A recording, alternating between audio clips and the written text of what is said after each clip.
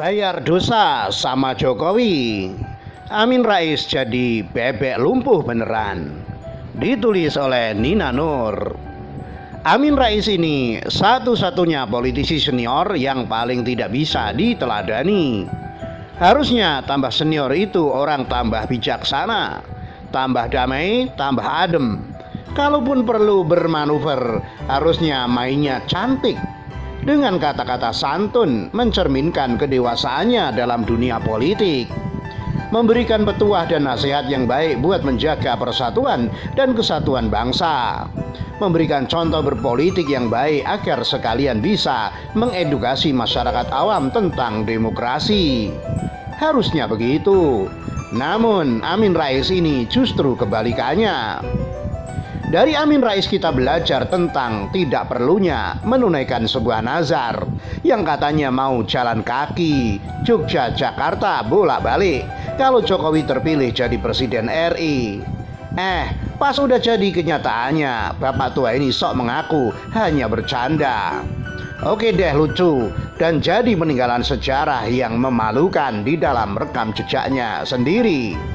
Dari Amin Rais juga kita belajar bagaimana menggunakan sentimen agama dalam politik. Sentimen agama di sini bukan antar agama. Tidak seperti kasus penistaan agama yang dipakai dalam Pilkada DKI Jakarta, melainkan di dalam satu agama. Ini lebih parah, cuy. Sentimen agama di Pilkada DKI Jakarta itu menyalahi prinsip Bhinneka Tunggal Ika dan Pancasila serta mengancam persatuan atau kesatuan bangsa.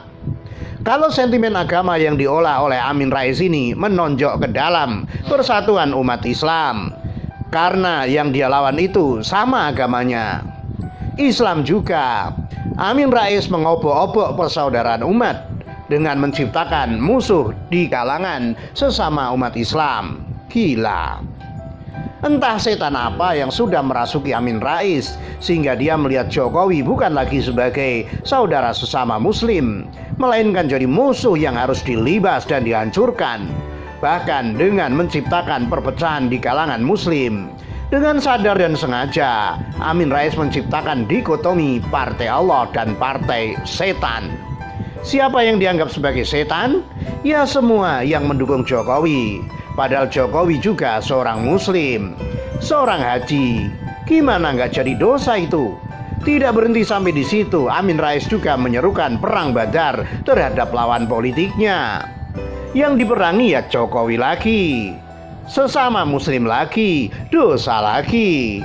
Ditambah lagi dengan pernyataan bak seorang nabi, yakni Amin Rais bisa menangkap sinyal dari langit yang menandakan kemenangan Prabowo yang dia usung. Wow, politisi itu bisa saja memelintir kata-kata demi suatu tujuan. Fadlizon juga memusuhi Jokowi, namun paling banter hanya sampai ke plonga-plongo dan memainkan nuansa fitnah PKI. Rasanya Fadlizon belum pernah sampai ke taraf pemakaian sentimen agama untuk memecah belah umat sesama muslim. Tidak sampai serendah itu. Hanya Amin Rais yang nekat mempertentangkan sesama umat Islam demi tujuan politiknya. Jadi makin tua bukannya makin insaf, malah jadi makin nekat. Iya, saya percaya akan adanya karma atau azab dari orang-orang yang dizolimi. Dan sekarang ini adalah saatnya Amin Rais membayar tunai. Namun belum tentu lunas ya. Apa yang dia lemparkan ke Jokowi seakan terlempar balik ke arahnya sendiri.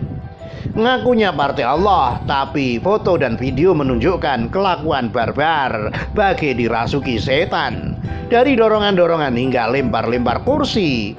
Epik sekali kongres partainya Amin Rais. Amin Rais sendiri kena hajar dengan gagalnya orang yang dia usung menjadi ketua umum PAN. Berbutut gagal pula anaknya jadi sekjen PAN. Pertanda citra dan pengaruhnya sudah lumpuh, nyungsep, tenggelam.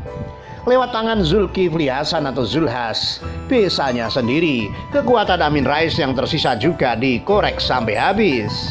Politikus senior PAN yang berseberangan dengan Amin Rais, Hatta Rajasa, diangkat Zulhas sebagai Ketua Majelis Pertimbangan Partai atau MPP PAN periode 2020-2025. Zulhas juga bermanuver mendekati pemerintahan Jokowi yang selama ini sangat dibenci oleh Amin Rais.